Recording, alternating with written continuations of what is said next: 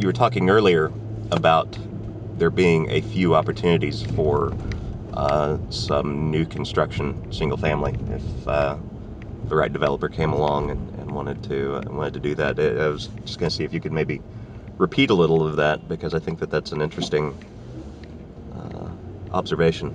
Sure. I think that while a lot of developers are scared and a lot of them may be smart to not build right now, I think in certain areas, in certain sub-markets, like let's say the eastern half of Bucktown, where you have 125-foot lots and you have nice homes and there's still some demand. I think that if a developer could pick up a lot at the right price and build the right kind of home, there's still a market out there for homes in the mid 1 millions, 1.5, 1.6 price range for a very, very good home.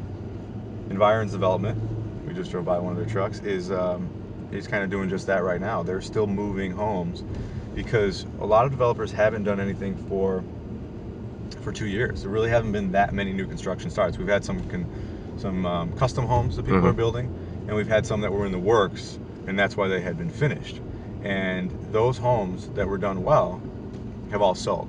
So like I was talking about earlier with the homes that are in the 1.3 to 1.4 range, probably only 20% of them are homes that you can really justify someone spending that kind of money buying. The others are either in locations that are not the best, or they're really, really overpriced, and those homes just won't sell even in a good market. So there's two things. I think there's a false sense of how much inventory is out there. I think there's a lot of inventory out there, but I think the real inventory, the actual saleable inventory, is probably a lot, much less than what you see when you pull up the active listings on the MLS. But I do think that a quality developer that has a good plan and is building a good home at the right price may not make the margins they were making before, but I think there can be some money made if someone was willing to take the risk. The challenge with that is getting bank loans. Getting a bank to lend on a spec home is nearly impossible right now. I know some guys that have some good relationships with banks or some investors, private lending, that can get it done, but the margins are not necessarily high enough for them to take that risk.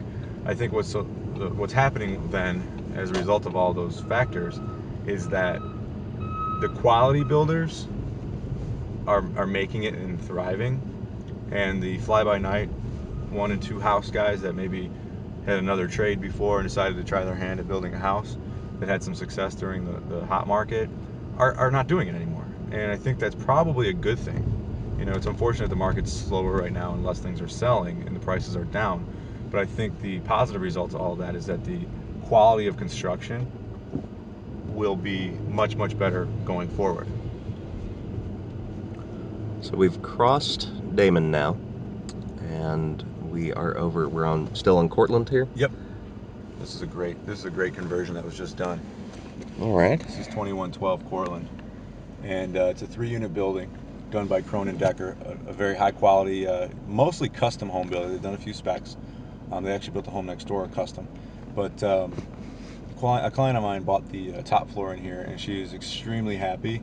It was just a very high-end conversion of a beautiful old building. So you have a duplex down on the first level and lower level. Then you have on the middle and top level you have 2-bedroom, 2-bath simplex units, but with kind of that classic dark floors, white marble, classic finishes that'll stand the test of time.